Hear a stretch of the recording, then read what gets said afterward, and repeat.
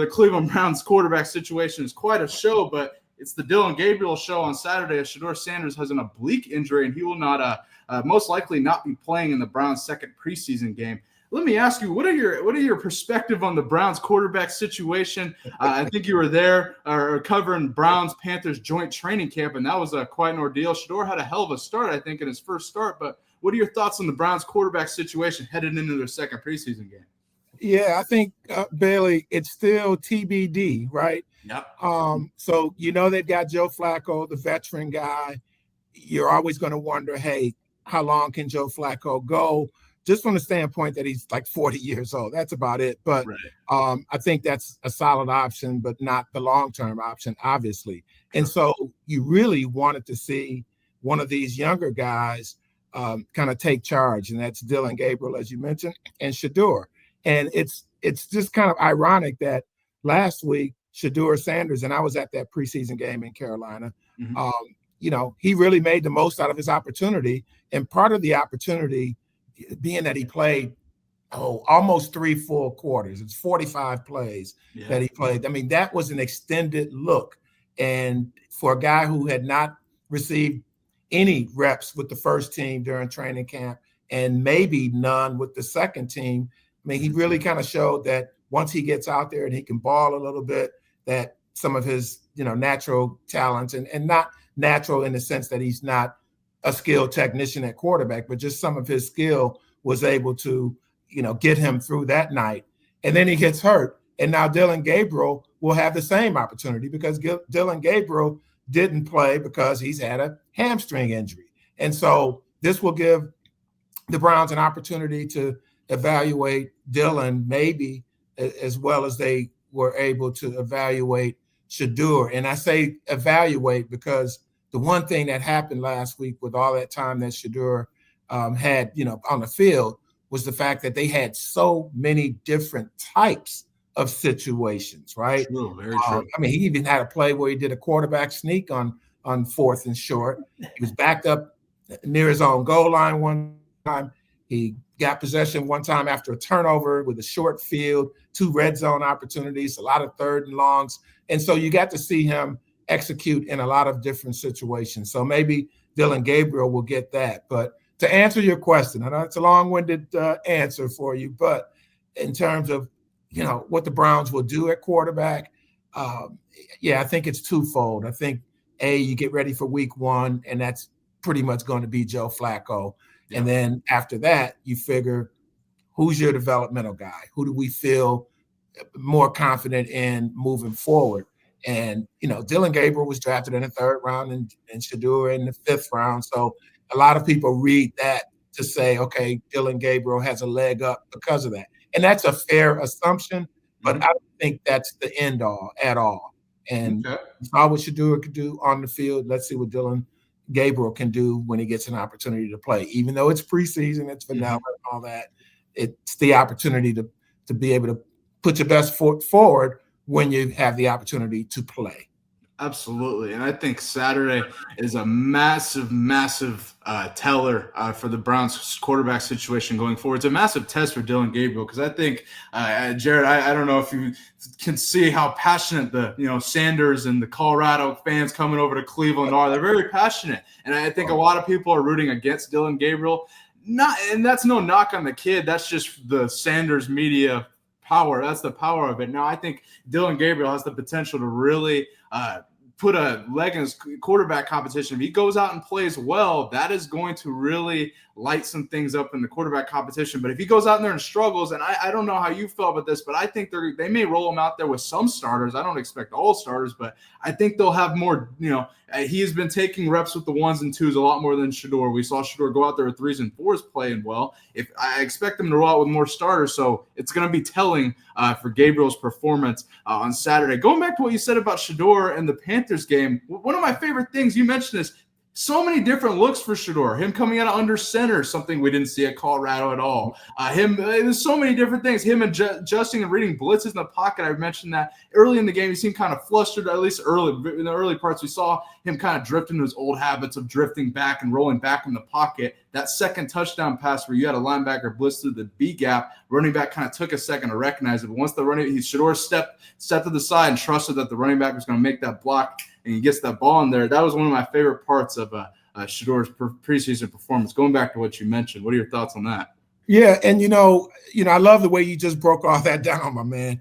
And obviously, you've seen Shedeur throughout his whole tenure at Colorado, and probably before that as well. Mm-hmm. And that's the thing that's so intriguing about Shedeur, is that so many of us have watched this kid, right? Oh, yeah. In terms of all the exposure he got in college at Colorado. And, that Dillon Gabriel, frankly, didn't get. And so when I watch Dillon Gabriel this weekend, it'll be the first time I've ever seen him play. Okay. Mm-hmm. Now, I know other people have seen him play, obviously, but I watched a whole lot of Shedeur throughout his time in college just because. And so was much more familiar. And so just to your point about some of the habits he had at Colorado that people would flag in terms of trying to scramble to make plays. We saw some of that, but we also saw a guy adjust during the game. So, Dillon Gabriel, big mystery as far as this one goes. But Shedeur, I think we want to see when he does get back from the injury, if he's going to be able to build on what he did. Absolutely. My final question on the Browns, we'll move on to across the NFL. And I had Mary Kay Cabot on, prominent Cleveland Browns reporter, covered them a long time. And I asked her, do you think the Browns will keep 4 quarterbacks? This is something I've debated all offseason. I had Zach Jackson, covers the Browns for The Athletic, on, asked him the same thing. And they've given me all different answers because we don't really know. It's going to be interesting. Mary Kay doesn't really expect them to roster 4. She expects that one of them is going to be traded off, presumably Kenny Pickett, and I'll get your take on that. But what do you think? Do you think the Browns will keep 4 quarterbacks come 53-man roster time?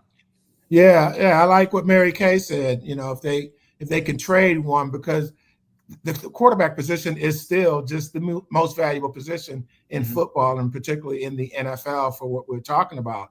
And so I think another option would be to try to get one of the younger guys to stay on the practice squad. And if you really don't want to do that, because if you were to put Dillon Gabriel or Shedeur on the practice squad, then you could lose them in week 2, because the thing about the practice squad is any other team in the league can come and get him without owing the Browns any sort of compensation. So I don't really see that as an option, but I think that's the sort of thing that you still have to consider as possibly being on the table. But to your point, I think it'll be very difficult for the Browns to keep 4 quarterbacks, particularly if one is injured and not up to snuff. And so if you can get a deal for somebody, and like you mentioned Kenny Pickett, he might be the guy who has the most trade value, if you will.